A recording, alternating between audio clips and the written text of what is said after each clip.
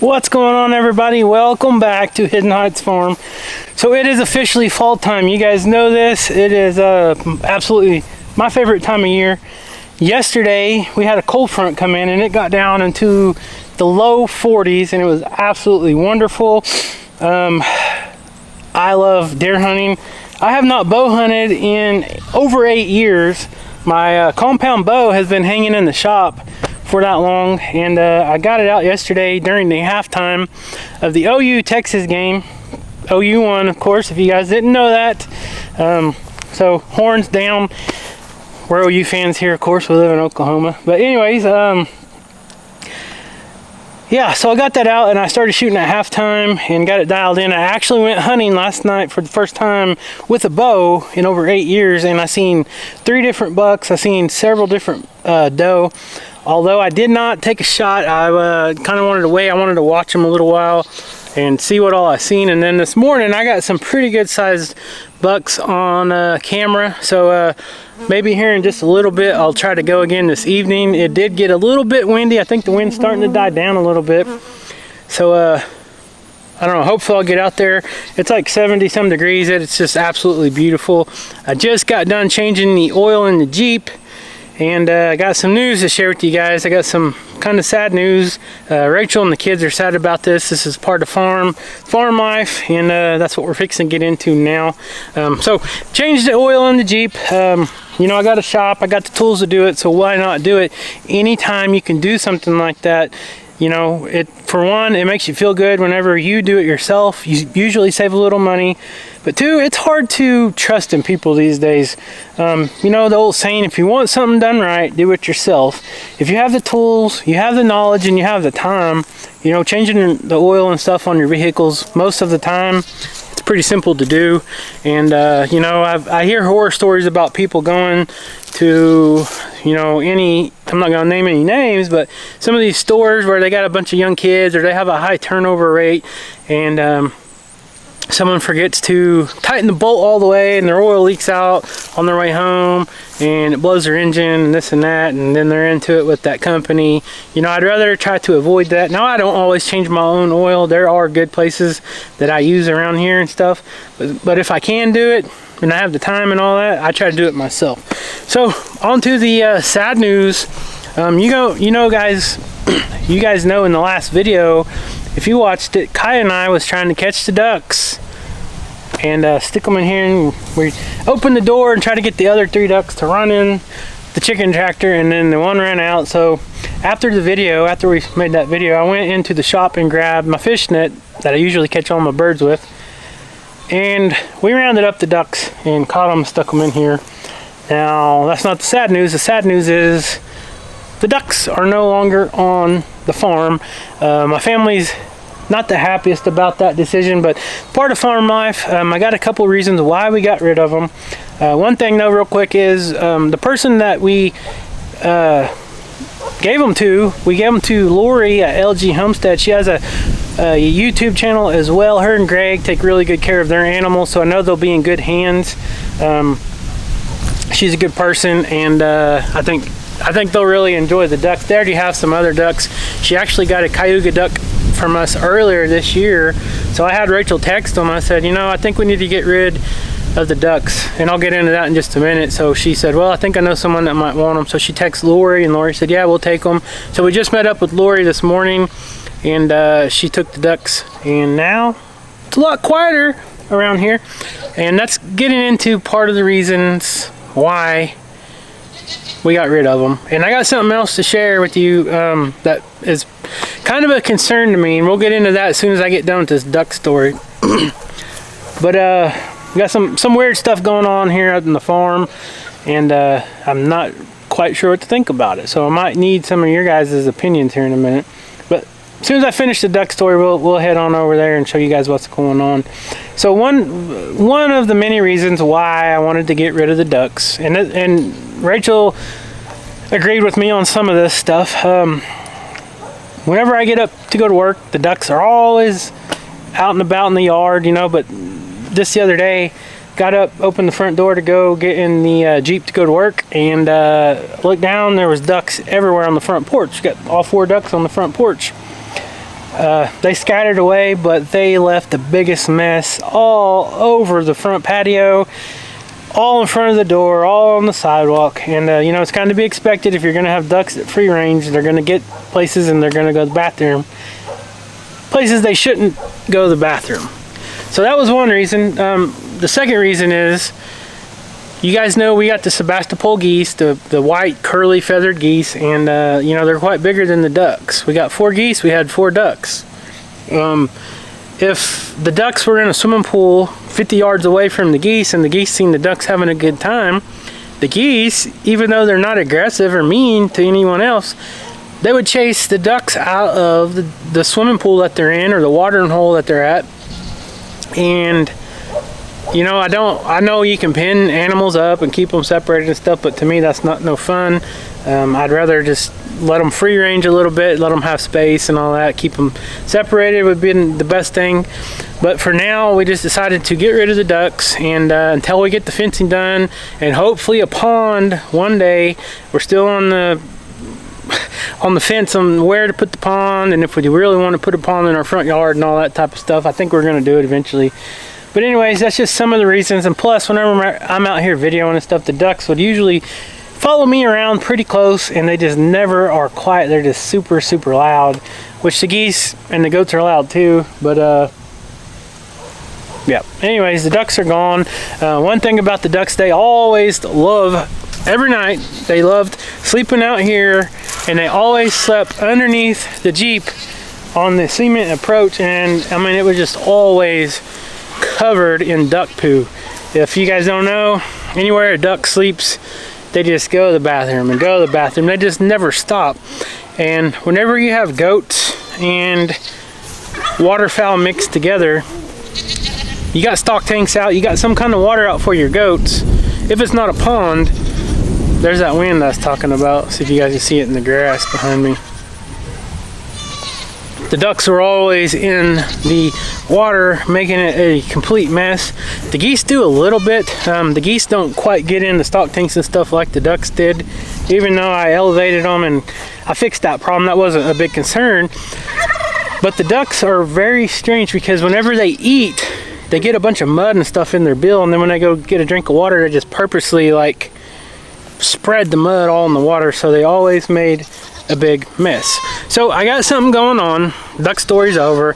I know you guys are gonna be upset. Hopefully one day we'll get some more ducks. We'll see. But we're on to another story. I hear sirens in the background, and I hear Leesky. Leesky don't like it. It hurts his ears, I think. If you guys can hear it or not. But anyways, so I got another story. We got something going on here on the farm, and it's been in a couple of the past videos. I've shown it a little bit here and there without giving you guys too much of a clue. I wanted to see if anybody picked up on it, and nobody, going through the comments and stuff on all our videos, I didn't see anybody pick up on this. But you guys know we got 2 emus. Well, in several of the last videos, if you guys paid attention, you'd only see 1 emu in those videos. And let me walk over here. That would have been Mr. Yoshi. Yep, talking about you, buddy. So you've been the only one in the videos for a while now. You want to tell him why, or you want me to tell him? Huh? Hey. Okay, he's mad. He don't talk about me. He just pulled on the microphone, of course. But we still have Yoneg. You guys can see. Still got her right over here. But we got something going on. So for the past, about 10 days or so, 10, 14 days, 2 weeks, she's been staying completely to herself and staying like down the hill or staying on the other side of the property and stuff like that. And I could not figure out for the longest time what was going on. And finally, you know, coming out here and kind of watching, I noticed Yoshi started chasing Yoneg all over the pasture. Here, let me in here, buddy. And I could not figure out what was going on, and so I was thinking, well, maybe Miss Yoneg has a clutch of eggs somewhere. Maybe she started laying some eggs, and that's what he's doing, is trying to breed her. And I don't know, I cannot find any eggs anywhere. I don't know how a male emu determines that a female is ready to breed, ready to go into reproduction. I don't know if they start making certain noises, like in a rooster. Whenever a rooster gets to a certain age, they start trying to breed chickens, no matter if the hen are ready to reproduce or not. They don't know if these hens are laying eggs and all that type of stuff. They just try to breed them, I guess. And a little backstory, this is our male emu, Yoshi. That's Yonig, the female, and we know that for sure because we pulled their feathers last year sometime and sent it into a lab, and they did a DNA test, and they determined that that's a male, and the other one, the white one, is a female. And so we know for 100% fact that we have a male and a female. Now, for whatever reason, she doesn't want to get anywhere close to him right now because he's been kind of aggressive. When I say aggressive, he hasn't been like hurting her or nothing, but he just likes to chase her around a lot. And it's almost like he's trying to get her to stand for him so he can breed her. Has he been bothering you, girl? Huh? Has he been bothering you a lot? He's starting to come over here, so. And he just tried to mess my microphone up. Hopefully you guys can still hear me. I'm gonna have a headache trying to redo this video. I wasn't messing with your girl. I was just talking to her, I promise. See, he sees this little dead cat on the microphone, this little fuzzy thing, and he likes to peck at it. So he's not chasing her right now, but he does like to chase her. I think he gets tired very easily. See, she sees him coming over here, and she says, "I'm gonna keep my distance. I don't wanna mess around right now." There they go. Like, she knows. So this goes on several times a day. Like I said, he doesn't really get aggressive or anything. He just tries to catch her, and I think he's trying to mount her, but I don't know for sure. So if you guys know anything about emus, I'm going to ask our viewers' opinions again, because you guys watch a lot of other videos and other YouTubers, and as you know, we're new to the whole emu world, even though we've had them for over a year and a half. And just to know, I do know that after reading online and such, it takes about 24 months for emus to start their reproducing age, to where, you know, all their reproduction organs and all that type of stuff is working right. That's usually when the females will start laying eggs, and by that time the male are starting to breed them.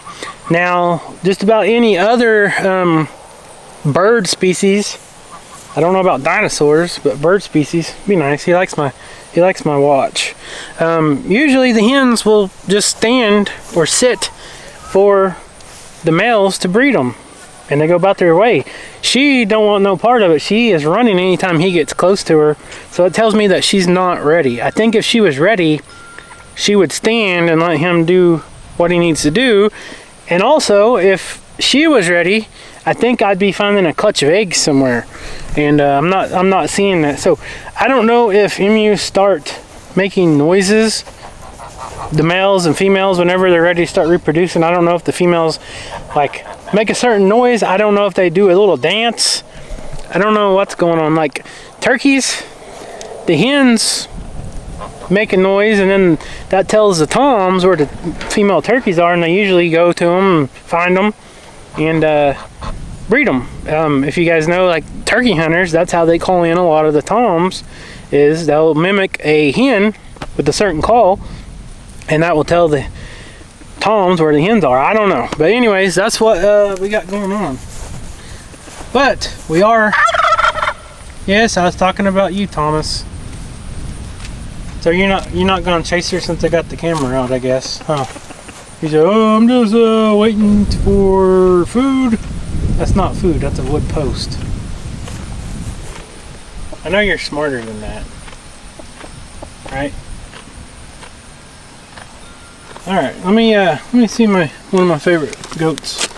So, Ghost, what kind of bubble gum are you chewing today? Hmm? Hey, get away! Don't be pecking. She said, "Oh, I'm not going to talk for the camera." She was chewing some bubble gum. She's not doing it now. Let's see if I can find someone else chewing some bubble gum. Excuse me, I can't remember your name. What could, hey. Why does nobody want to be on camera today? Okay, Ghost is chewing her bubble gum again. Hey Ghost, what kind of gum you got in your mouth? This is a cherry gum. It's pretty good. It looks good. Can you blow a bubble? She said nope, she just chews it. I don't know where her babies went. Oh, it's over there eating grass. Anyways, Ghost is one of my favorite goats. I'm not trying to catch you. Jeez, nobody wants me to pet them today. You want me to scratch your back? How's that? You don't mind, do you? No, I don't think you like it. Geese, you guys are the only waterfowl on the farm now. How's that feel? You guys are being quiet. I think they realized real quick that I loaded up the ducks this morning and they're gone. So I think they learned their lesson that they better be quiet. And yes, my family is a little bit upset about the ducks. If you guys remember, Caleb and Kaya helped raise those ducks. We went to a bird swap over 2 years ago, and brought home 5 little black ducks, the Cayuga ducks. Now Cayuga ducks are supposed to lay really black eggs when they first start laying. Ours never did, so that leads me to believe that they weren't, maybe, I don't know what the deal is. Maybe they weren't purebred, but I ordered the last set off of a hatchery and they were guaranteed to be purebred Cayuga ducks, and I don't know. But anyways, they're gone. Maybe one day whenever we get the fence and maybe a pond done, hopefully we'll get some ducks again. I don't know if we'll get the Cayugas or if we'll go with something else. But we really did enjoy the ducks. We liked cooking with the duck eggs, baking in particular. We tried to cook stuff, bake cakes and stuff side by side. And I've always heard people talk about this, and a lot of people think, oh, it's no difference. But if you use a duck egg in place of a chicken egg whenever you're baking, it does make a big difference. And we really preferred to use the duck eggs over the chicken eggs whenever we're baking and such. Now, I did collect over 50 some duck eggs probably about a couple months ago, and what we did is we freeze dried those duck eggs raw.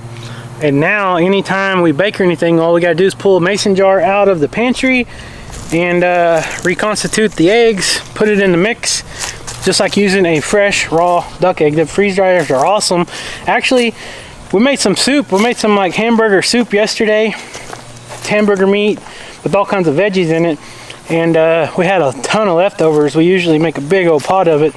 That cold weather, it always comes when the cold weather comes, and there's nothing better than eating a big bowl of that when you get out of the deer stand freezing your rear off. But anyways, we had a lot of leftovers, so what we did is we put the leftovers in the freeze dryer. We got 4 overloaded trays of that soup, and that's gonna be awesome. You can take it to deer camp, you can take it trail riding anywhere, you know, and pull it out, put some water with it, and you're gonna have a nice, fresh, yummy meal. So I wanted to walk out here and show you guys this. Look at this. The bees are going absolutely crazy today. It is a beautiful fall day. We've still been getting a lot of rain here and there. And the bees realize that there are still flowers, but they also realize wintertime is right around the corner. So they're trying to harvest as much of that nectar that they can and store it for wintertime, make it honey, so they have food to eat. You can see Leesky and chores over there. I don't want to get too close to the bees with this camera because this microphone on this camera emits some kind of frequency, and those bees, they usually try to sting it whenever I get close to it. Alright, what are you guys doing, huh? You guys waiting for me to feed you, huh? You waiting for me to feed you? Yeah. He said, nope, I just want my back scratched, Dad. Oh, that feels good, he said. Look at him. Oh, Cora. I wish I got your back, but Mr. Leesky's too jealous, and he'll just get in between us. You're a good boy. Yes, he's a good boy. He said, "Oh, that feels good. Don't stop."